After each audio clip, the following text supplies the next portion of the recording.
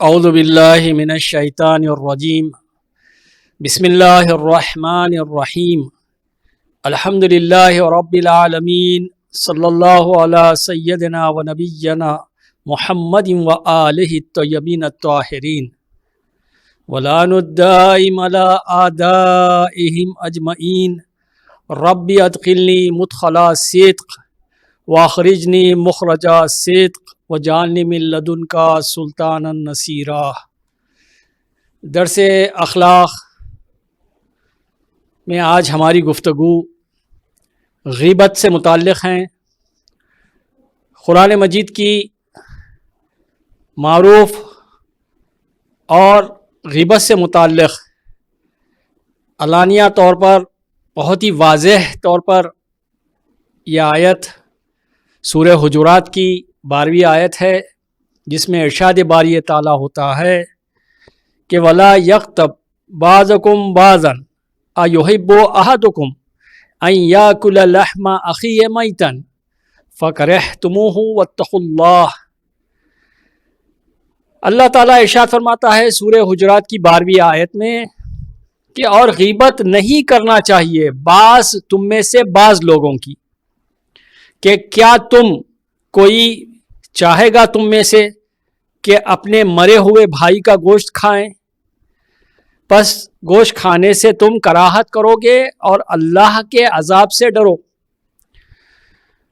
اس آیے مبارکہ میں اللہ تعالیٰ غیبت کو اپنے مرے ہوئے بھائی کے گوشت سے تشبیہ دیتا ہے۔ کوئی انسان یہ نہیں چاہے گا کہ اپنے مرے ہوئے بھائی کا گوشت کھائے، یعنی اگر کوئی غیبت کرتا ہے تو گویا وہ اپنے مرے ہوئے بھائی کا، دیکھیے اب گوشت میں بھی ایک حلال گوشت جانور کا گوشت ہوتا، ایک حرام گوشت۔ انسان کا گوشت کھانا حرام ہے، جبکہ یہ گوشت بھی ایسا کہ مرے ہوئے بھائی کا گوشت، وہ بھی اپنے بھائی کا۔ پھر اللہ تعالیٰ ارشاد فرماتا ہے کہ تم ایسا نہیں چاہو گے۔ اس آیے شریفہ کی شان نزول میں بعض مفسرین نے بیان کیا ہے کہ جس وقت رسول خدا صلی اللہ علیہ وآلہ وسلم نے مکہ کو فتح کیا، تب بلال حبشی کو یہ حکم دیا کہ خانہ کعبہ پر چڑھ کر اذاں کہیں، اور بلال نے ایسے ہی کیا۔ اذاں کہہ رہے تھے تو نیچے سے بعض لوگوں نے بلال حبشی کی غیبت کی، کہا کہ ان کی نسبت سے، بلال حبشی کی نسبت سے مذمت کرتے ہوئے غیبت کی، اور کہا کہ کیا محمد کو نعوذ باللہ اس کالا کوا کے علاوہ کوئی اور نہیں ملا تھا کہ جو اذاں کہنے کے لیے اس بلال حبشی کو حکم دیا؟ تو غلط بات تھی۔ دیکھیے کہ کالا کوا کہنا یا ان کے متعلق ایسے الفاظ سے ذکر کرنا کہ جو اگر وہ سامنے والا سنے تو پسند نہ کریں، تو ایسے ہی ہوا کہ غیبت کرے۔ اور بعض نے تو یہ کہا کہ کیا اچھا ہوتا، یعنی اچھا ہوا کہ میرا باپ جو ہے زندہ نہیں ہے، ورنہ یہ منظر دیکھنے کے بعد وہ مر جاتا۔ اس طرح بعض جو ہے افراد نیچے سے جب بلال حبشی اذاں کہہ رہے تھے تو اس طرح سے ان کی غیبت کیے، اور بھی شان نزول اس کے وجوہات مفسرین نے بیان کیے ہیں۔ غیبت سے متعلق کتب تفاسیر میں ہم مشاہدہ کر سکتے ہیں۔ آئیے تعریف کرتے ہیں کہ یہ غیبت کسے کہتے ہیں، غیبت کیا ہے۔ غیبت یعنی کسی مسلمان کو اس کی غیر موجودگی میں برائی اور عیب سے یاد کرنا۔ عیب کا تعلق یا بدن سے ہو، یا گفتار سے ہو، یا اس کے اخلاق سے ہو۔ وہ عیب کا تعلق یا دنیا سے ہو یا آخرت سے ہو، یعنی جو بات کسی مسلمان کے غائبانہ میں کی جائے، اگر وہ بات اس مسلمان کو معلوم ہو جائے اور وہ سننے کے بعد ناراض ہو جاتا ہو تو اسے غیبت کہتے ہیں۔ یعنی ایسے الفاظ سے اپنے مسلمان بھائی کو یاد نہ کریں کہ جس کو وہ سننے کے بعد آپ کا مسلمان بھائی آپ سے ناراض ہوتا ہو۔ حضرت محمد مصطفیٰ صلی اللہ علیہ وآلہ وسلم فرماتے ہیں، جانتے ہو کہ غیبت کیا ہے؟ لوگوں نے عرض کیا، صحابہ نے عرض کیا، یا رسول اللہ آپ بہتر جانتے ہیں، آپ فرمائیے کہ غیبت کیا ہے، تو آپ نے ارشاد فرمایا کہ ذکروں کا اخا کا بما یکرہ، یہ روایت جامع السعادات میں مل جائے گی کہ یہاں پر یعنی اپنے بھائی کے بارے میں کچھ کہے اور اس کا بھائی سن کر خوش نہ ہو، یعنی ذکروں کا اخا کا، اپنے بھائی کے بارے میں ایسا ذکر کرے کہ بما یکرہ، اور وہ سننے کے بعد آپ کا بھائی اس کو پسند نہ کریں. پس آپ ارشاد فرماتے ہیں کہ غائبانہ میں اپنے بھائی کا ذکر کرے، گرچہ کہ اس میں وہ باتیں ممکن ہو پائی جاتی ہو، تو یہ غیبت ہے. آپ عرض کیا نا میں نے کہ نہ بدن سے متعلق آپ اس کو ذکر کر سکتے ہیں، نہ گفتار، نہ اخلاق، نہ دنیاوی باتیں، نہ آخرت کی باتیں. اس عنوان سے اس کو برائی سے اپنے مسلمان بھائی کو آپ یاد نہیں کر سکتے، اور وہ اس مسلمان بھائی میں وہ باتیں نہیں پائی جاتی ہو تو یہ بہتان اور تہمت ہے. دیکھیے فرق ہو جا رہا ہے یہاں پہ. اگر وہ باتیں اس میں پائی جاتی ہیں اور وہ سننے کے بعد آپ کا مسلمان بھائی ناراض ہو جاتا ہے تو یہ غیبت ہے. اور اگر ممکن ہو کہ وہ باتیں اس مسلمان بھائی میں پائی ہی نہیں جاتی ہو اور آپ اس کے متعلق ذکر کرتے ہو، اس سے کہتے ہیں کہ اس میں وہ باتیں پائی جاتی ہیں، تو یہ بہتان ہوئی، یہ تہمت ہے. دیکھیے دو طرح کے حق ہیں، حقوق اللہ، ایک حقوق الناس. یہ بہت اہم ترین آپ کے موضوع ہے کہ حقوق اللہ کیا ہے. حقوق اللہ یعنی نماز، روزہ، حج، یہ عبادات جو اللہ سے متعلق ہیں، یعنی یہ حقوق اللہ سے متعلق ہیں. اگر کوئی بندہ نماز نہیں پڑھتا ہے یا روزہ نہیں رکھتا ہے تو اللہ کو اختیار ہے کہ یا تو اس کو معاف کر دیں یا اس کو معاف نہ کریں. اس کو ہم کہتے ہیں حقوق اللہ، یعنی ایسے حقوق جو مربوط ہے اللہ تعالیٰ سے. ایک اس کے مقابل میں ہوتا ہے حقوق الناس، یعنی لوگوں کے حقوق، حقوق العباد، بندوں کے حقوق. تو یہاں پر فرق ہے. حقوق اللہ میں اللہ معاف کر سکتا ہے، اللہ کو اختیار ہے، لیکن حقوق العباد میں، حقوق الناس میں، لوگوں کے حق، غیبت کا جو تعلق ہے وہ حقوق الناس سے ہے. یعنی جب تک جس کی غیبت ہوئی ہو اگر وہ معاف نہ کریں، یہاں پر اللہ تعالیٰ بھی آپ کو معاف نہیں کرے گا.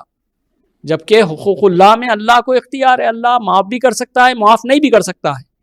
حقوق الناس میں اللہ سب سے پہلے کہے گا کہ دیکھو جس کے متعلق تم آپ کے یہ حق کو ضائع کرے. حقوق الناس کا مطلب یہی ہے، اور بھی غیبت کے علاوہ اور بھی حقوق ہے کہ جو لوگوں کے حقوق کو پامال کرتا ہو، لوگوں کے حق کو ضائع کرتا ہو، تو وہ آپ کے جواب دے رہے گا اللہ کی بارگاہ میں کہ جب تک جس کی برائی تم کیے ہو وہ تم کو معاف نہ کرے تو اللہ بھی تم کو معاف نہیں کرے گا. حضرت رسول خدا صلی اللہ علیہ وآلہ وسلم سے انس روایت کرتے ہیں، کہتے ہیں کہ جس وقت شب معراج حضرت محمد مصطفیٰ صلی اللہ علیہ وآلہ وسلم آپ کے آسمان پہ تشریف لے گئے، وہاں پر آپ نے ایک جماعت کو دیکھا. چونکہ اللہ تعالیٰ یہی تو ارشاد فرما رہا ہے جو شب معراج، یعنی اللہ تعالیٰ اپنے آیتوں کو بتلایا ہے، آیتوں کو آپ کے دکھلایا ہے اپنے حبیب کو. بس ایک جماعت کو حضرت دیکھتے ہیں، کہتے ہیں کہ وہ جماعت اپنے ناخنوں سے اپنے ہی منہ کو لوچ رہے ہیں، یعنی زخمی کر رہے ہیں. تو حضور پوچھتے ہیں، کہتے ہیں کہ یہ کون سی جماعت ہے جو اپنے ہی ہاتھوں سے اپنے کو زخمی کر رہے ہیں؟ تو پوچھنے پہ معلوم ہوا کہ یہ وہ لوگ ہیں جو دنیا میں اپنے بھائیوں کا گوشت کھاتے تھے، مطلب غیبت کرتے تھے. گوشت بھی ایسا گوشت نہیں، مرے ہوئے بھائی کا گوشت. تو یہاں پر یہی چیز ہے کہ آپ کے اگر دنیا میں انسان غیبت کرتا ہے تو آپ کے ممکن ہے کہ وہ اس عمل میں جو ہے آپ کے وہ بھی اس جماعت میں شامل ہو جائے. غیبت گناہ کبیرہ میں سے، غیبت ایسا نہیں ہے کہ گناہ صغیرہ میں سے ہو، ایک چھوٹا سا گناہ ہو، ایک آپ کے ایک چھوٹا سا عمل ہو، نہیں، یہ گناہ کبیرہ میں سے ہے. اور اس گناہ کا چونکہ ہماری گفتگو ہی یہی ہے کہ ہمارے جو اخلاق ہیں وہ معاشرے پہ کتنے اثر انداز ہوتے ہیں. کبھی کبھی ہم اخلاق کا اثر خود انسان کے فرد پہ ہوتا ہے، اس کی شخصیت پہ ہوتا ہے، کبھی کبھی یہی اخلاق کا اثر اس کے معاشرے سوسائٹی پہ ہوتا ہے. تو یہ جو غیبت ہے جو گناہ کبیرہ میں سے ہیں، اس کا تعلق نہ صرف غیبت کرنے والے فرد پہ ہوگا بلکہ معاشرے پر بھی، جامعے پر بھی، آپ کے سوسائٹی پر بھی اس کا اثر پڑے گا۔ یعنی جس معاشرے میں غیبت ہوتی ہے اس معاشرے کو بربادی اور تباہی سے کوئی نہیں بچا سکتا۔ بھئی ہر انسان اگر ایک دوسرے انسان کی جو ہے غیبت کرنے لگے تو بتائیے وہ معاشرہ صالح معاشرہ ہے؟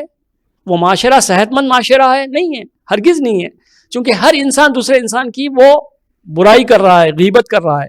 تو اس کا مطلب یہ ہوا کہ غیبت جب کی جاتی ہے تو آپ کے معاشرے پر بھی اس کا گہرا اثر پڑتا ہے اور معاشرہ تباہ و برباد ہو جاتا ہے، اور ساتھ ہی غیبت سے انسان کا دین بھی ختم ہو جاتا ہے، دین بھی تمام ہو جاتا ہے، دین بھی اس کا مٹ جاتا ہے جو کوئی غیبت کرتا ہے۔ قیامت میں بندوں کے نام اعمال جب ان کے حوالے کیے جائیں گے تو وہ دیکھیں گے کہ پروردگار سے کہیں گے کہ پروردگارہ یہ نام اعمال میرے نہیں ہیں، تو اس لیے کہ میں نے دنیا میں بہت ساری نیکیاں انجام دی تھی۔ پروردگار ان بندوں سے کہے گا کہ تم نے جن کی غیبت کی تھی، تمہارے نام اعمال جو نیکیاں تھے جن کی تم غیبت کیے اس کے نام اعمال میں تمہاری نیکیاں چلی گئی، اور جس کی تم غیبت کیے تھے اس کے جو برائیاں تھے وہ سب تمہارے نام اعمال میں آ گئے۔ دیکھیے اب کتنا بڑا اثر ہو رہا ہے کہ ہم جس کی غیبت، اگر کوئی نعوذ باللہ خدا نہ کرے اگر کوئی کسی کی غیبت کرتا ہے تو اس کے نیکیاں جس کی غیبت کی جا رہی ہے اس کے حساب میں لکھی جا رہی ہے، اور اس کے برائیاں آپ کے حساب میں لکھی جا رہی ہیں۔ تو بندوں کو بہرحال روز قیامت محشر میں افسوس ہوگا کہ ہم دنیا میں یہ عمل بجا لاتے تھے، یعنی غیبت کرتے تھے۔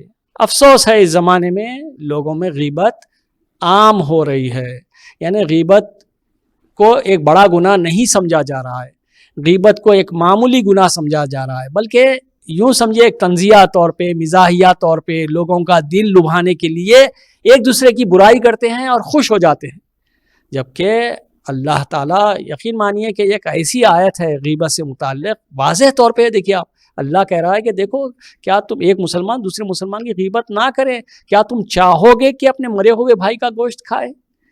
تو مرے ہوئے بھائی کا گوشت کھانے کے کو تشبیہ دیتا ہے اللہ تعالیٰ۔ بس افسوس ہے آج کے معاشرے میں جو ہے ہم دیکھتے ہیں کہ اس کو برا فعل نہیں سمجھا جا رہا ہے، بلکہ جلسوں میں، اپنے آپ کے کلاسوں میں، میٹنگوں میں غیبت کرنا ایک عام جو ہے عمل ہو گیا ہے۔ غیبت کی بھی جا رہی ہے، غیبت سنی بھی جا رہی ہے۔ دیکھیے ایک وقت غیبت کرنا ہوتا ہے، ایک وقت غیبت سننا ہوتا ہے۔ اگر کسی محفل میں، کسی مجلس میں غیبت کی جا رہی ہو، آپ وہاں پہ نہ بیٹھیں، یا تو آپ روک سکتے ہیں تو انہیں روکیں غیبت کرنے سے، یا تو اس محفل سے آپ اٹھ جائیں۔ ایسا نہ ہو کہ آپ بھی غیبت کرنے والوں میں آپ کا شمار ہو جائیں۔ بس بہت کم لوگ نظر آتے ہیں جو نہ ہی غیبت کرتے ہیں اور نہ ہی غیبت کو سنتے ہیں اور نہ ہی غیبت کرنے دیتے ہیں۔ بہت سارے واقعات تاریخ میں ہمیں اس عنوان سے مل جائیں گے۔ والسلام علیکم ورحمۃ اللہ وبرکاتہ۔